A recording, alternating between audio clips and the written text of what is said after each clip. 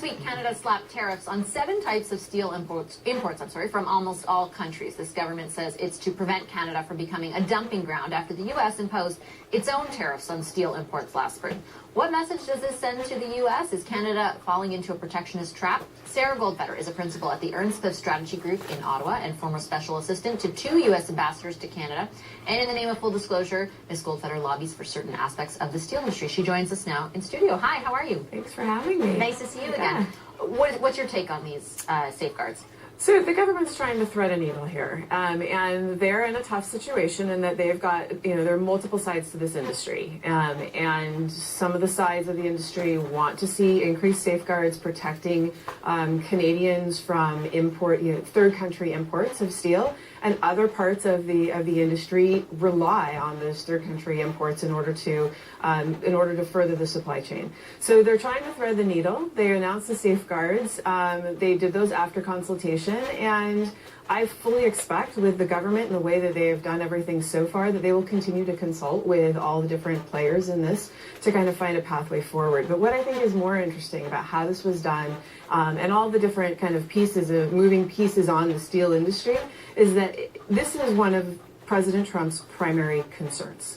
The steel industry was one of those that from the very beginning he wanted to make sure had some level of protection. There is a global overcapacity issue, but the United States wasn't happy with the different global pieces that were trying to take that into consideration and work against it, wanted to do it his own way. These are the 232 steel and aluminum tariffs.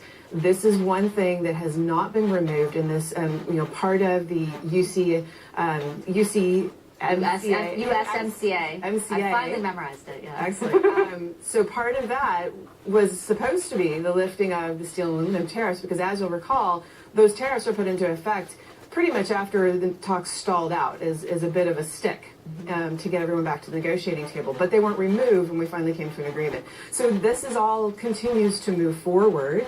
And frankly, I think that what you see is, the co-opting of this, fight against global trade. And now Canada and Mexico are deputies, and they're riding alongside the sheriff of the United States of America and trying to ensure that North American trade comes first. And what we're seeing, and this kind of goes into the stuff on the agreement, is a world where a more managed trade environment is going to be the norm rather than a freer trade environment, which was what we were striving for back in the 80s and 90s. Does it surprise you that Canada would participate to the degree it is in delivering that message?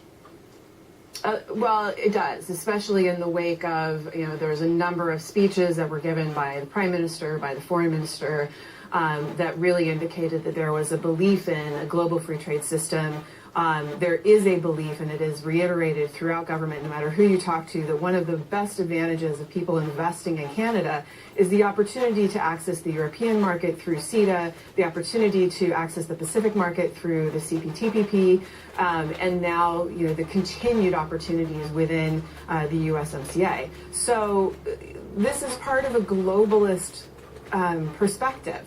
So to walk that back a bit and say, okay, well, in order to maintain this North American triad and this trading environment here, we're going to sacrifice a little bit of our globalist credentials, essentially, not the trade agreements. Those are in effect; those aren't going away. But we'll think a little bit more about how we engage with other countries in the future. I think that there is even an open question on CPTPP, since it's not ratified yet, what the pressures might be from the United States. So all of it kind of falls into a weird kind of mix for Canada. Does that non-market economy clause in Chapter 32, the one that centers around China, fall into that category for you? Because there is a debate here, and we've had a number of perspectives on the show, that is, nothing out of the ordinary, because there's always a withdrawal clause and anyone could always signal that they would withdraw. But then there's the other side that's saying, no, this is giving up an aspect of our sovereignty. Well, I agree that it is out of the ordinary. But what I do think is true is that there are other ways to walk away from the agreement should any of the 3 partners want to walk away from the agreement. So that aspect of it doesn't have much teeth, because they can walk away for absolutely no reason at all, just because they want to. But what it does do is put pressure on Canada Canada and Mexico to be more cognizant about who they're entering into trade talks with and trade agreements with. So, I mean, for me, At the whim of the U.S.? Exactly. So it is a bit of saying, well, we'll take your advice and we will advise you as we go through this, which, you know, that's not something that's included in CETA. That's not something that's included in CPTPP. It's frankly, it's a one-of-a-kind sentiment within a trade agreement. But it may not have teeth, but it's definitely a message. And I read in Politico in that story you had offered some comment as well that this isn't the only aspect that deals with sovereignty, from your perspective at least, in the USMCA. Right. Now, I think there's a number of areas within the agreement where there have been ongoing trade irritants between Canada and the United States, and these go back, in some cases, decades.